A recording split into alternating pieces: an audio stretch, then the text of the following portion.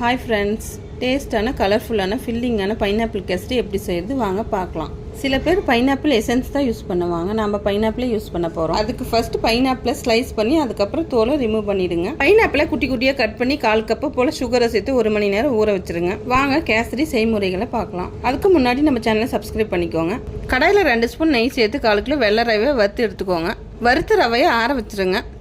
1 மணி நேரம் சர்க்கரையில் ஊறின பைனாப்பிளை மிக்சியில் அரைச்சி எடுத்துக்கலாம். அதே கடாயில் நம்ம அரைச்ச பைனாப்பிள் பேஸ்ட்டை கொஞ்ச நேரம் கொதிக்க விட்டு எடுத்துக்கலாம். 10 நிமிஷம் போல் கொதிக்க விட்டு அதையும் தனியாக எடுத்து வச்சிருங்க. 1/4 கிலோ ரவைக்கு 1/2 லிட்டர் தண்ணி சேர்த்து நல்லா கொதிக்க விட்டுருங்க. தண்ணி கொதிச்ச விடனே நம்ம வறுத்து ஆற வச்ச ரவை அதை கூட சேர்த்துக்கலாம். கை விடாமல் கிண்டிக்கிட்டே இருந்தீங்கன்னா தான் கட்டி விழுகாமல் இருக்கும். இப்போ அதில் 1/4 கிலோ ரவைக்கு 200 கிராம் சர்க்கரை சேர்த்துருக்கேன். இப்போ நம்ம அரைச்சி வச்ச பைனாப்பிள் பேஸ்ட்டை அது கூட சேர்த்து கிளறி விட்டுக்கிட்டே இருங்க. பைனாப்பிள் சேர்த்துருக்கிறதுனால அப்படியே செஞ்சு சாப்பிட்டாலும் நல்லாயிருக்கும். தேவையாக இருக்கிறவங்க ஃபுட் கலர் சேர்த்துக்கலாம். இப்போ வாசனைக்காக கொஞ்சமாக ஏலக்காய் பொடி சேர்த்துக்கலாம். தேவையான அளவுக்கு நெய் சேர்த்து அளவா இல்லாமல் தாராளமாக முந்திரி திராட்சை சேர்த்துக்கோங்க. கேசரிக்கு அதிகமான டேஸ்ட் கொடுக்குறதே முந்திரி திராட்சை தான். நீங்கள் இதை ட்ரை பண்ணி பார்த்தீங்கன்னா கல்யாண வீட்டு கேசரியை விட இன்னும் அதிக டேஸ்ட்டில் இருக்கும். தக்காளி ஊறுகாய் வீடியோ நிறைய பேர் கேட்டிருந்தீங்க. வீடியோவில் பின் பண்ணியிருக்க செக் பண்ணி பார்த்துக்கோங்க. அவ்வளோதான், டேஸ்டான கலர்ஃபுல்லான ஃபில்லிங்கான பைனாப்பிள் கேசரி ரெடி. வாங்க சாப்பிடலாம். அப்படியே கஷ்டப்பட்டு நேரத்தை ஒதுக்கி வீடியோ போகிற நம்ம சேனலுக்கு மறக்காமல் லைக் பண்ணி சப்ஸ்கிரைப் பண்ணிடுங்க. Happy cooking. நெக்ஸ்ட் வீடியோவில் பார்க்கலாம். பாய்.